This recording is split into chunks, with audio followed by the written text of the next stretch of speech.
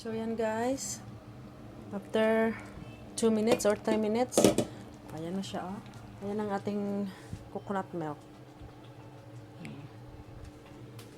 So ilagyan natin dyan.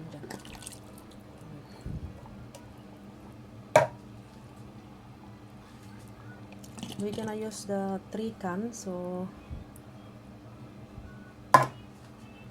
it's gonna be very yummy and delicious. Ayan. So hindi na ako magdagdag ng sabaw, so kaya pinuntian ko lang yung pinakuluan ko ng tapioca, guys.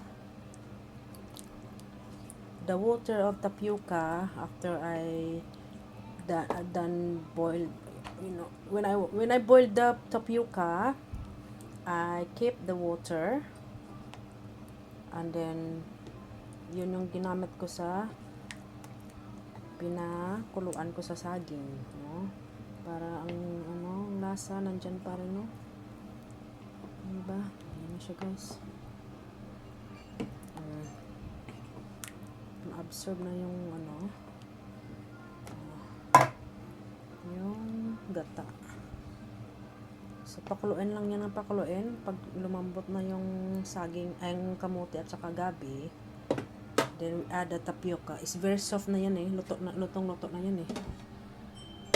So ayan siya. Sinabi!